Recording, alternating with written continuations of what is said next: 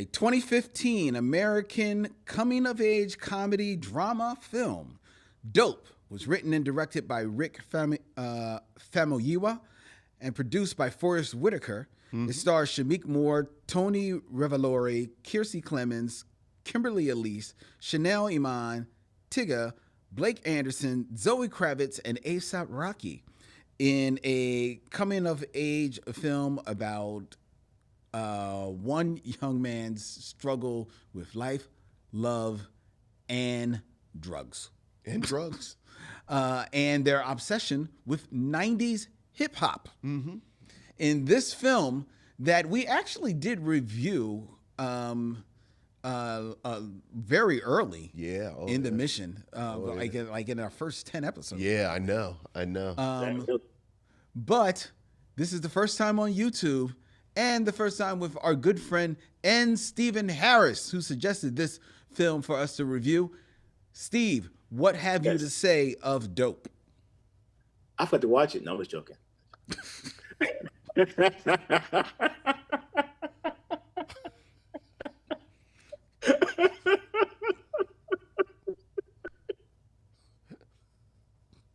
Cracked him up.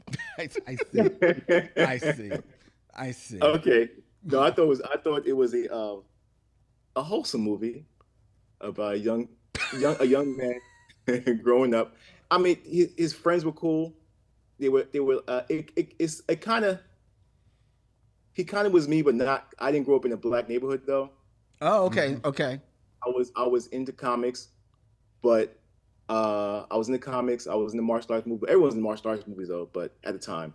But I like the dynamic in that movie with him, his friends, him navigating through that area of drugs, of the cool kids, and dealing with that and how to work his way out of it. Like this thing with the principal. I mean, that guy.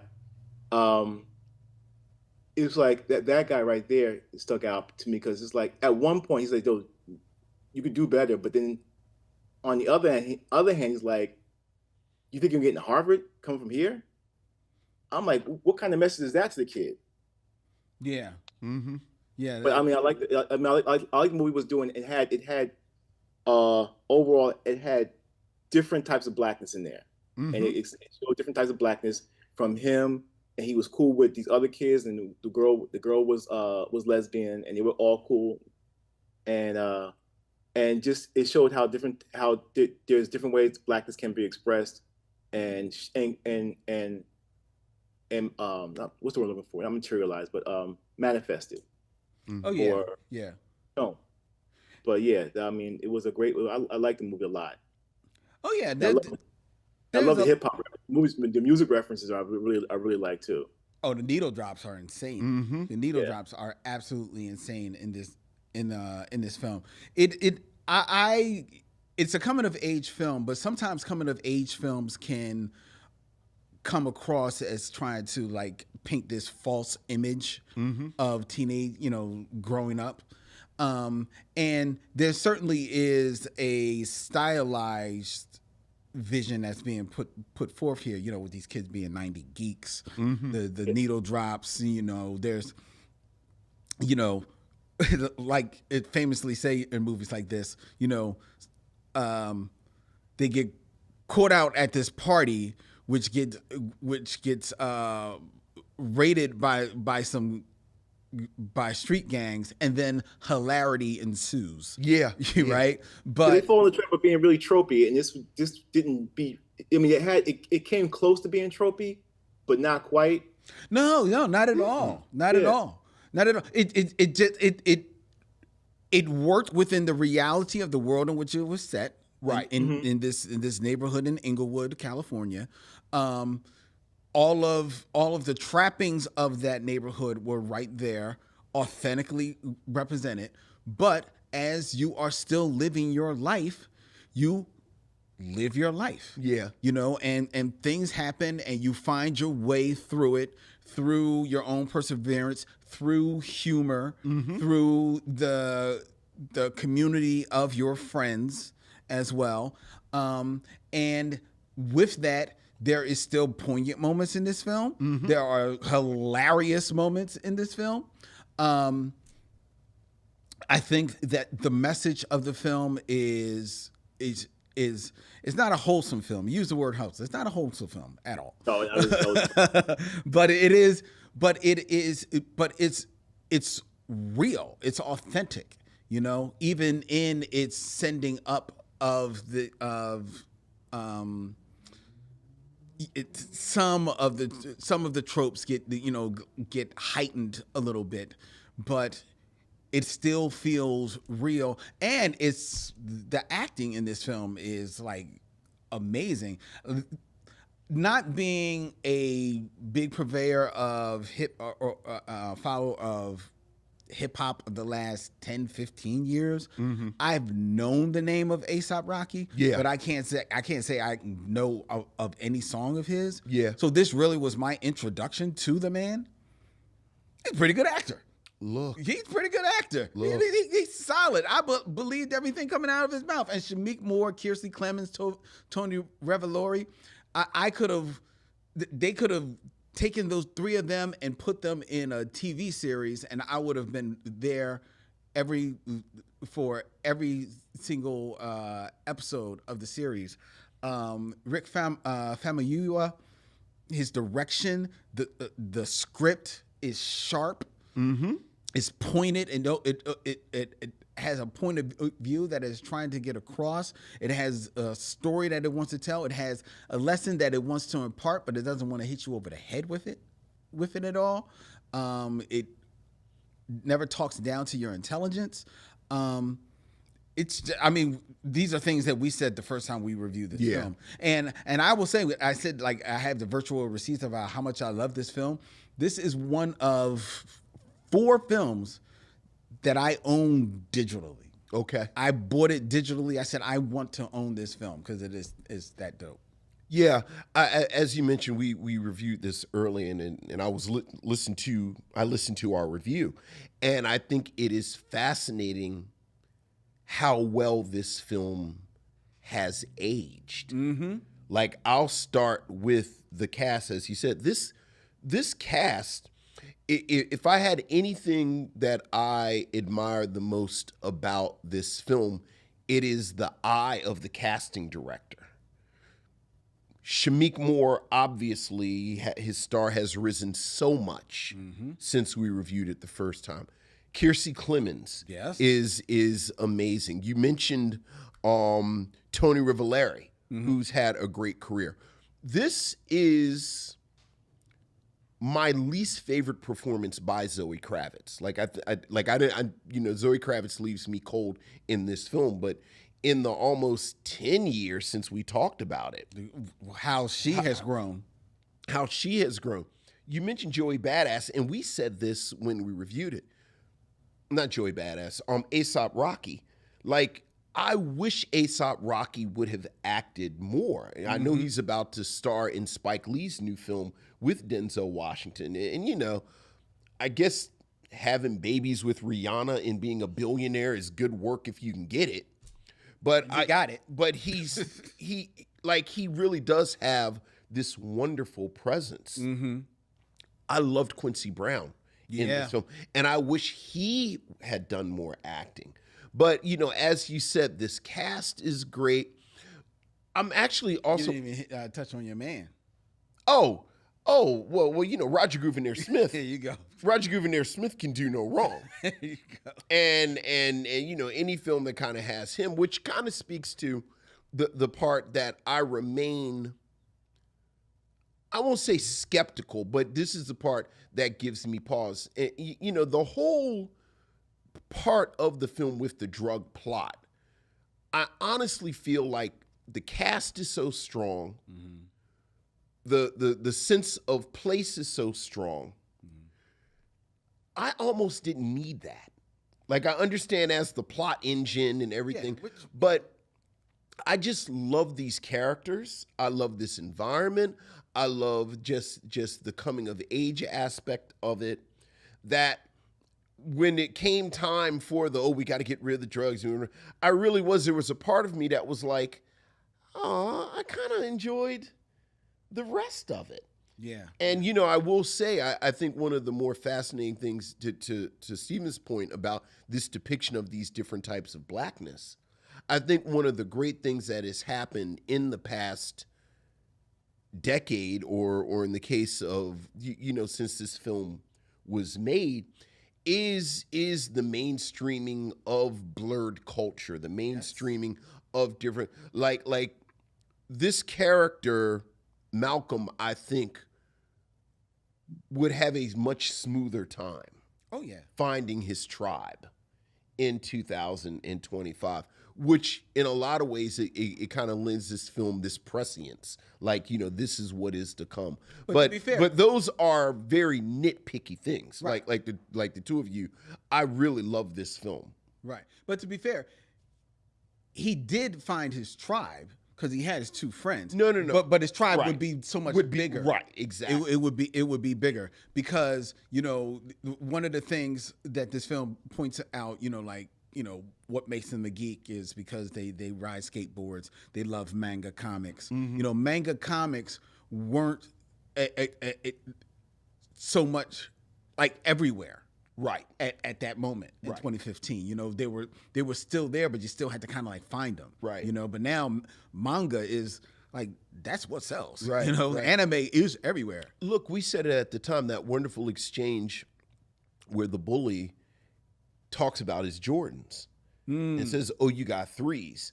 And I just think the overlap between, as appropriately enough, as the Tribbles, and you say it in the review, like, everybody is a nerd. Yep. It's just, what is your nerddom?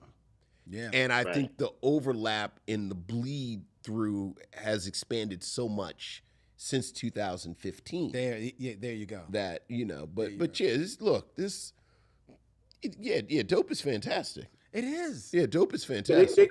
They crossed. I mean, they said that their nerddom crossed over within themselves because they like 90s hip hop, blurred quote unquote white band music. Yeah. And it was a drug dealing, but that's something else.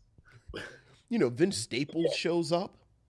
You blink and you miss him. Mm-hmm. Like, this cast is ridiculous.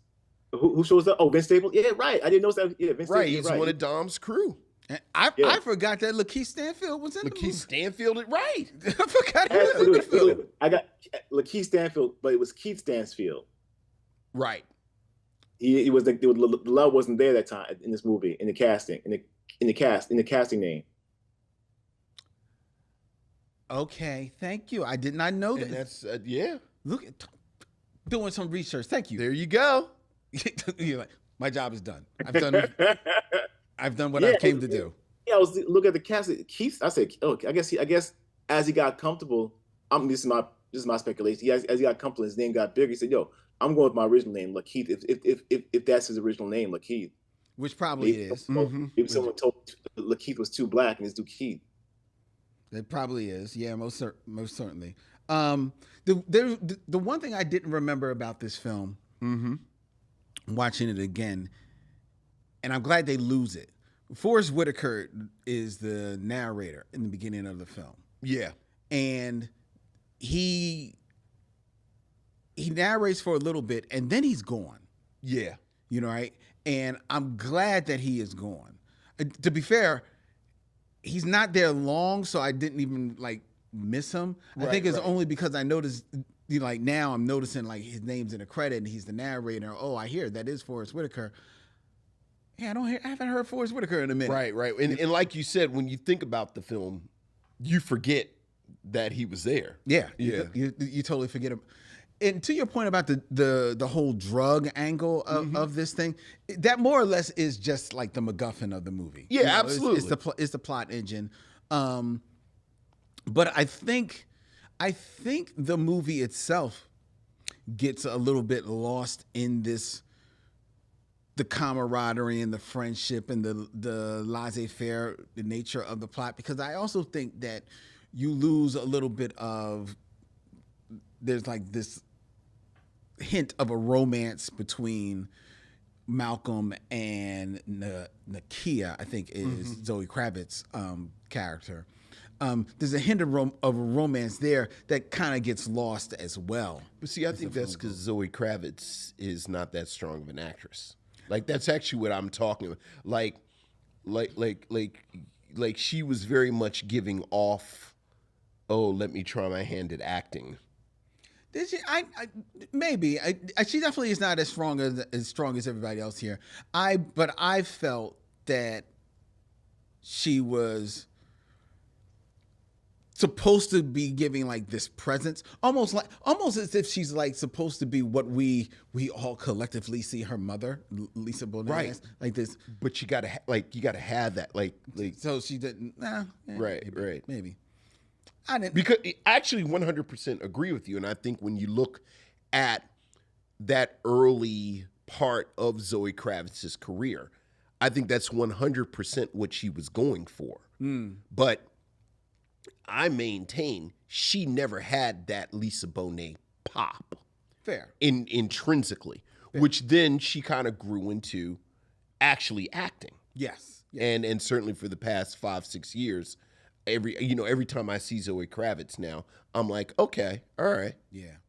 We're giving the props to everyone that acted in this film. I don't know if we did it on the original review, but I definitely want to give some props to Chanel Iman, who plays the Lily character. Yeah. Who is legitimately funny in this film. Yeah. And, so what you say? Scene.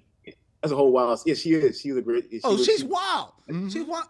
And for this to be her acting debut, yeah, really, she's a model, which you can see, and you can see a beautiful model, beautiful woman. But for this to be her acting debut, to go full blown into basically playing with whatever the image of you as a model is, and then leaning into hilarious physical comedy, like she does, that is a high bar, and I think she sticks the landing. Look, I think it kind of, maybe it goes without saying, but it's worth actually saying it. This is a primarily young cast. Yes.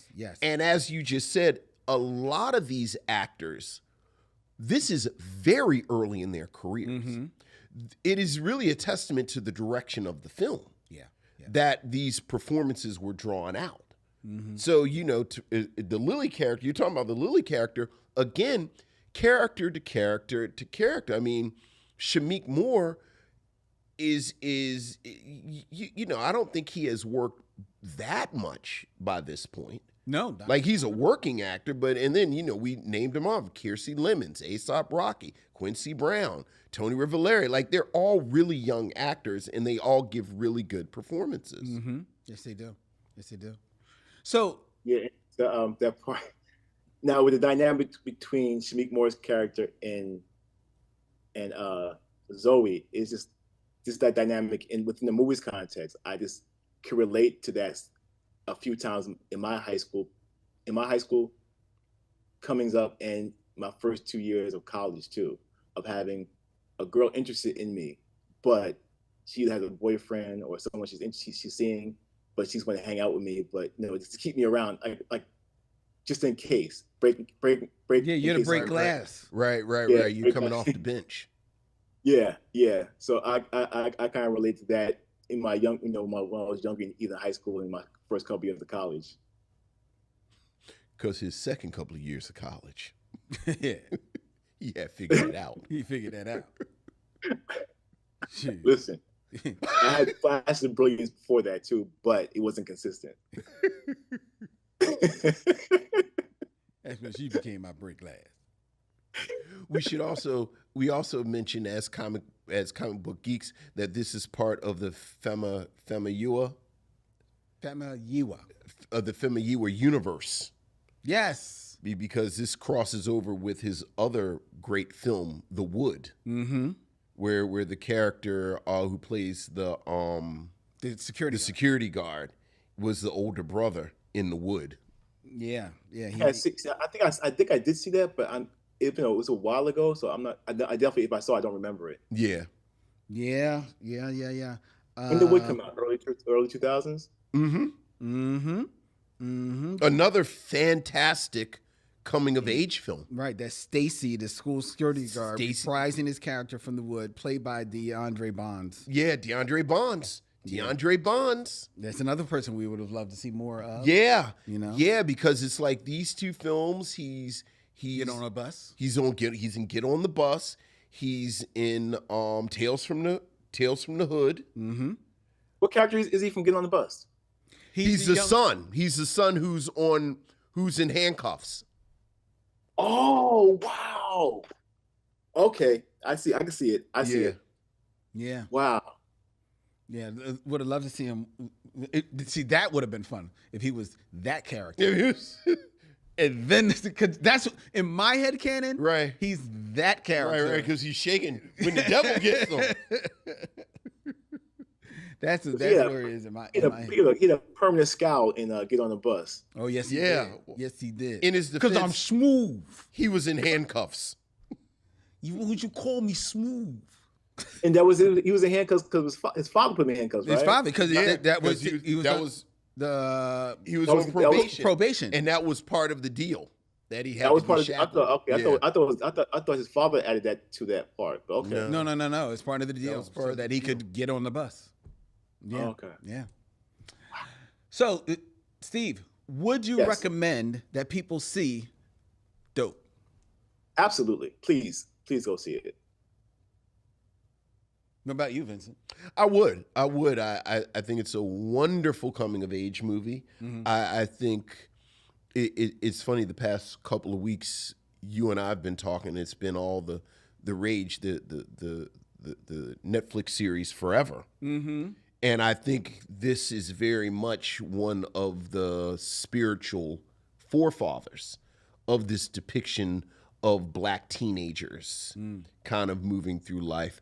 Like I said, it's a murderer's row of actors who went on to do other things.